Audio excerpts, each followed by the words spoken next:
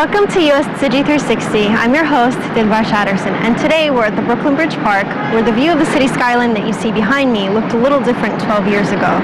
The ripple effects of September 11th have spread far and wide, and some of those include the policing, the arrest, and the deportation of thousands of the city's Muslim young men. So here to help us understand some of the changes since then is attorney Lamis Deek. So welcome, Lamis. Hi, thank you. You were in New York while you were in law school during 9/11. So to what extent does that influence some of your major cases? It was my second year of law school, and it was certainly not what I planned on doing with my legal career. But 9/11 happened, and it was a matter of need. I was watching people that I respected, people that I had known, people that I could sympathize with, need people like me who understand the culture, understand the language, understand the political motivations behind a lot of what was happening, and also in the same sense, deconstruct that and present it to a jury or present it to a judge. So I would say the entirety of my career, unfortunately, has been influenced by the events of 9/11. The biggest problem we faced across the board after 9/11 was the bootstrapping of a lot of terrorism charges in a lot of simple cases. For example, a plumber was driving across the Brooklyn Bridge and he had a broken taillight. So he would get arrested for driving with the broken taillight and then an automatic bootstrapping of a terrorism charge. That was what we faced immediately after 9/11. On that note, let's actually go visit Mohammed Razvi of COPA, the Council of People's Organization in Brooklyn, to see how he is servicing his own community.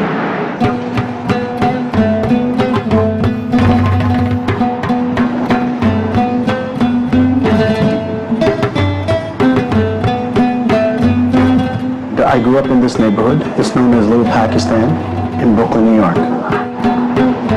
When I first came here with my dad about 30 years ago, my dad opened up the first grocery store. I came in September 77. Just like all immigrants, what do you do when you come to the United States? You work and you work and you work. I'm the first person over here to open up the business. With my dad, I was running 5 different businesses. I had a grocery store, I had a restaurant, I had a construction company, I had real estate investment, I had a 99-cent store. And that's all we were doing.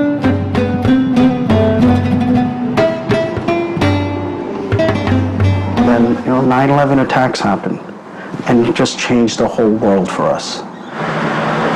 September 11, a lot of things happened.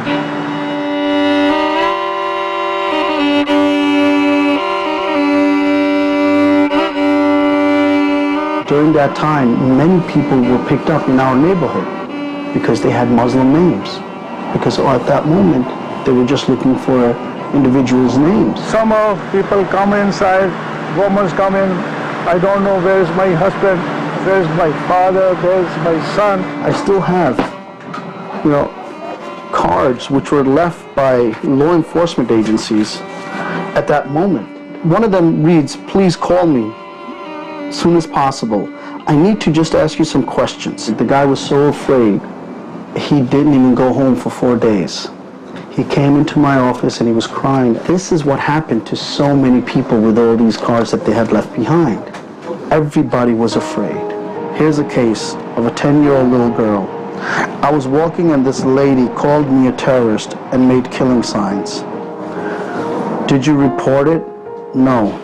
Why not? Because I was too frightened to tell anyone. These are the stories that were happening at that moment.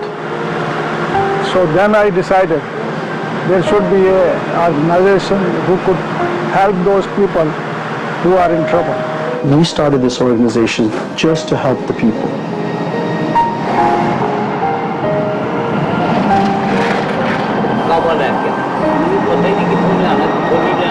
Prior to 9/11, individuals who were the dishwasher, the yellow cab drivers, or business person, any one of these individuals, they were doing so great. They were prospering in their community. After 9/11, everything just fell apart. Currently, what we're seeing is individuals are coming back. They're getting back on their feet, but it's a struggle still. And when did he stop working as a security guard? Security guard कब आपने रुका काम करना तकरीबन? And that's one of the reasons why we started the senior center, because all these seniors that are coming to us, they don't have the resources to get food. Working in 2011, he was still working. You believe this? Wow. How did you survive it? Well, this is the thing. Since we opened up the center, we give them food, we give them, a lot of things here. No. Okay. Does he have any savings? No, not at all. Not at all. Over the years, what was supposed to be a temporary organization turned out to be a permanent organization. This is a list of all the clients we have serviced so far since 9/11, and it is everything and anything that they need help with. Whether it's applying for benefits, whether it's for food, whether it's other issues that they have, everything. Our community members, we realized we're not aware of the system. This is something that's enlisted in our mission, to work with our community and community leaders for them to understand the system in the United States. One of the things that we did was start these iftar dinners throughout the 5 boroughs. So the mayor opens his house and Muslims go and they pray in his house.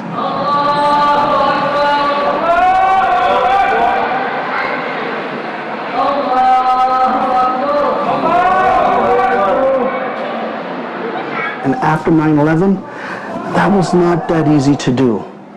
Getting the representatives and then moving forward. I mean, even just getting the communities together, it's not easy. Assalamu alaikum wa rahmah. I greet you and welcome you all to the 2013 annual Ramadan Iftar Banquet hosted by the Bronx Borough President, His Excellency, President Ruben Diaz Jr. Ramadan Mubarak, everyone. Once again, this is our 5th year here at Borough Hall. And I just want to thank all of you for coming out. This is the biggest crowd that we had here for the iftar since we started this at Borough Hall. And I'm so happy. Give yourself a strong round of applause. I'm honored the fact that we have such a vibrant Muslim community in the borough during their holiest month. For them to even accept the invitation of the borough president to come here at the rotunda during this auspicious occasion, the iftar, the breaking of you break fast, where we need to break down the stereotypes, where we need to come together, whether we're Christian, Jews, Muslims, Hindus. And here, as you can see, in the Bronx, we have a vibrant community that comes from all over the world. I think that there's still challenges that they face, just like so many other different communities in the city of New York and in the country. Obviously, there are still some negative stereotypes that are cast on all of them, which is wrong. And certainly that's why we do this, so that people can understand that when you look at the Muslim community, that they're a community of faith, that they're a community of discipline and sacrifice and family, and say, you know what, we are all our brothers and sisters. We need to move forward in harmony, and inshallah, the future of the Bronx, the future of the city will be a whole lot better. This iftar in the Bronx, it started because there was a sister who actually came to the iftars that we were helping to hold in Brooklyn and in Manhattan. And she requested me, please, can you help us to start one in the Bronx? So I came next year while I was doing the other iftars, and I helped to organize this iftar. And now it's been going on for over 5 years. Really, I'm so happy that we have had previous iftar dinners, especially seeing the diversity of the community. In the Bronx, diversity is about unity. It's not about dividing us, and we understand each other. It was never possible, but it's a blessing. Each borough president allows that to happen. It happens in the 5 boroughs, and it's the most wonderful thing. Other groups want to do it for their own organizations, and they're inviting Muslims and non-Muslims because we are empowering them that they can also be part of the city, part of our life in New York.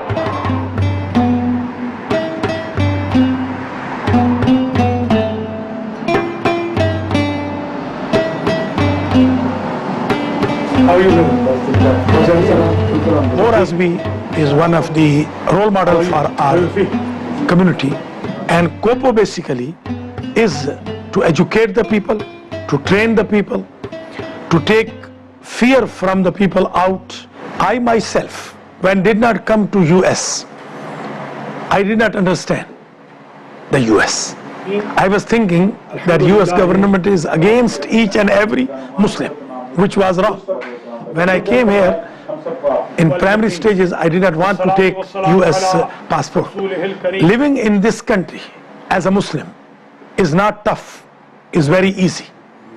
US society is well-mannered and well-educated society.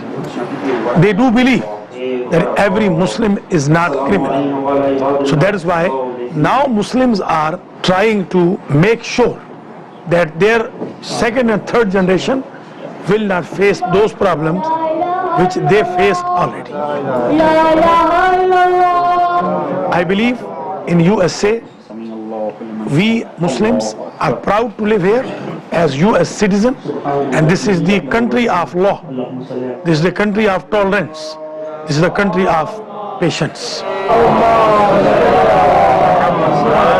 Islam says, our God says, our Prophet says, that you are a human and you are supposed to help human.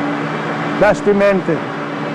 Anybody who's Muslim and he does not have that kind of kind heart, polite heart, kindness, etiquette, respect, he's not a Muslim. I don't count him as a Muslim. No. When I was growing up, I remember till today, my dad always used to help people. Whether it's a person who didn't get their paycheck, helping them to get food on credit, that's what he did. Many people who came from different parts of Pakistan to come here for a better life, they used to stay in my room as a roommate. My dad used to always tell me, oh, it's an uncle from Pakistan. I'm like, I don't know how many uncles I had. When a person was looking for a job, he used to write their name and a phone number, and then when a person had a job, he used to try to connect them. That actually resonated with me, to help everyone and help the others. So this is the book. People still take him credit. And this is how he's been doing, helping everyone. I ultimately had to sell off all my businesses, give it to my family members, my brothers, and I said, you take care of it.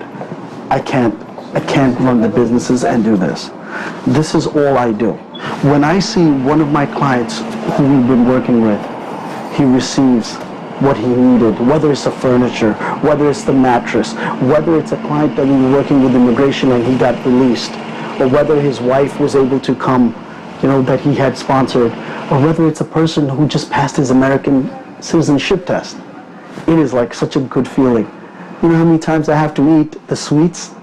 That's why I'm getting a belly, because so many clients, they come in and they're like, oh my God, here's some sweets, I passed my test. It gives you a purpose. Yeah, I think I got my purpose. Here, I have, let me show you, Bill Gates, always reminding me, money's not everything.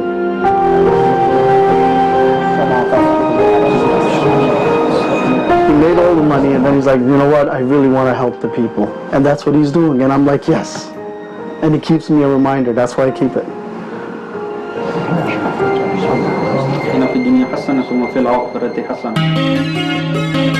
As Mo Resvi mentions that money isn't everything, his father reiterates some of those same lessons when he mentions his own dedication to helping the people in his community, even as an immigrant himself with his own issues.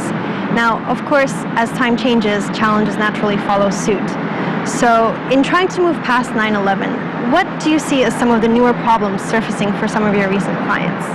I think that the structural incorporation of the anti-terror laws, which really amount to a lot of anti-Arab, anti-Muslim racism, the New York Court of Appeals recently said that although it couldn't define terrorism, it did know that it involved Muslims on some levels. We saw a decline in prosecutions and a decline in the attacks on the Arab and Muslim community from 2006 until 2008. And then in 2008, we saw a rapid escalation of both government and civil repression against Arab and Muslim communities. So I would not at all say that we have in fact recovered or that the impacts have waned. I think that they've become more coordinated and perhaps less visible to the non-Arab, non-Muslim communities. How do you feel in some way that the New York City can help? Education is the first and most important step.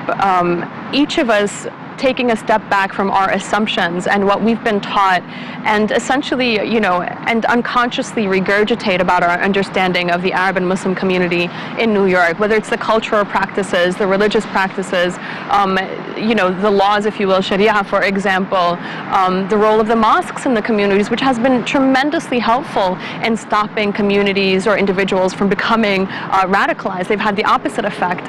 Understanding that what affects the Arab and Muslim community now will inevitably affect the larger American and New York population. We'll actually turn back to Tzu Chi volunteers and Kopo to see how they are providing hands-on assistance and education to residents living in Brooklyn.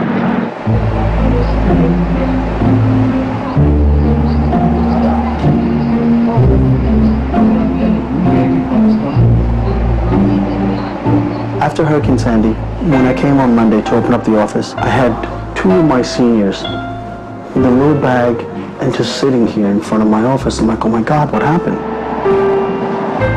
They said, our house was flooded and we have no place to go. So what we started to do was hold FEMA clinics so our community members can register with FEMA and get the proper help. As we were doing that, we found out that FEMA is not helping any person who's undocumented. They basically said they're not eligible for any help. We reached out to the mayor's office, we worked with them, and they say they connected us to Tzu Chi. And Tzu Chi Foundation, I will still remember it, on January 19th when they came and everything, and they showed, they said, oh my God, here's some help. And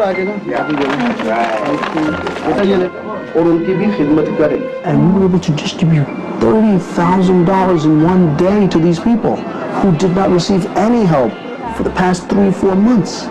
And now we have a full stretch. I had to hire 10 people. 10 people immediately to work with the caseloads. My name is Arbab Patul. I am a disaster case manager at Kopo. His first visit was here in November, and I saw that he was taking hot showers here. He was coming here in with his kids. He came here, he did receive Tzu Chi, but he was still waiting for mattresses. He was still waiting for a place to live.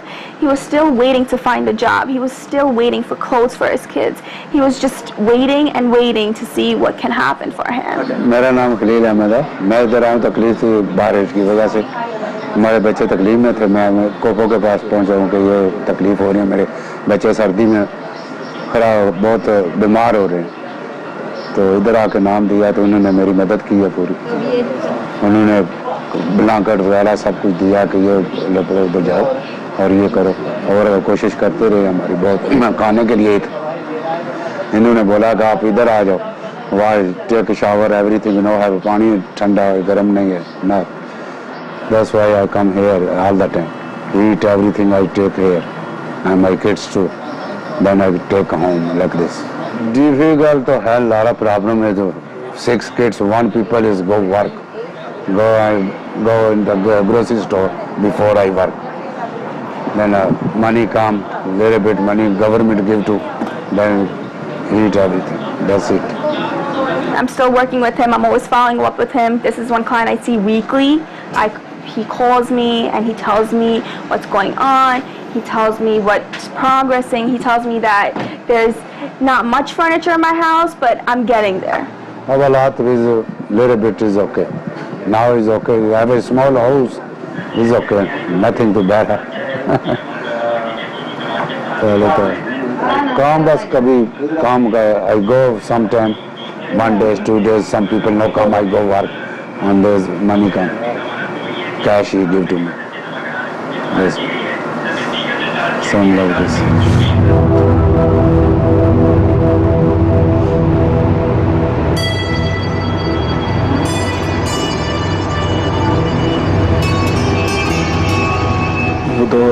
All the clients that we have and the disaster case managers, daily basis, they are actually in conversations with the individuals and assessing what they need. Individuals who need that extra help, we are in touch with Tzu Chi. And Tzu Chi comes in and assesses that and then helps them more. My name is Ahmed Sujad and I'm a doctor by profession, medical doctor. So I just came to States like 2 months back, and I just wanted to do some volunteer work and do some community service. So that's why I joined Kopo, and luckily had the honor of going to the home visit with Tzu Chi right from the first day. And believe me, I just want to thank each and every volunteer of Tzu Chi who went with me. Believe me, all of you made me learn so much. The first thing I learned from the team Tzu Chi is to respect humanity and to serve humanity. That feeling when it comes to you, it's really satisfying.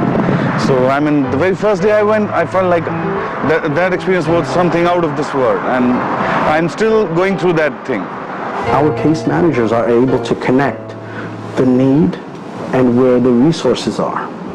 And if they need more help, Tzu Chi comes in and they help them even more.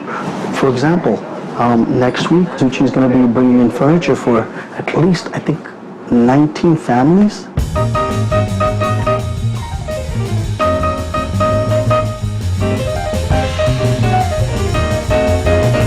Today, after coordination with the help of couple, we came to Brooklyn. This family, we just delivered a bunker with the other two twin beds. Before that, the whole family asleep on the ground. Yes, before we were sleeping on the floor. And because of Tzu Chi and Kopo's help, now we will be able to sleep better on our new beds. Me, I come from Pakistan, and I always knew that Pakistani mix well with people from the Chinese culture, and that's exactly what I see here, this beautiful relationship. Without their translation assistant, we cannot achieve today's delivery because there's a language barrier between our client and our volunteer. I think through the cooperation each other, Tzu Chi and Kopo, we can bring more support to benefit what the people affected by Sandy. We are all humans, and we want to help others. And that's the human in us. Whether it's the Tzu Chi Foundation, whether it's the Pakistani, whether it's the Muslim, whether it's the Buddhist, or whether it's the Indian, it's in the overall, there's a spirituality which we want to do good. It doesn't matter if I'm a Muslim and fasting and you're a Buddhist and you're not fasting, or if he's a Hindu and he prays to statues. It doesn't matter. But doing the good for the community, for the humanity, is what binds us together. And it overcomes all the differences and shows the commonalities that we have. That's what's bringing together here. And that's what's been going on.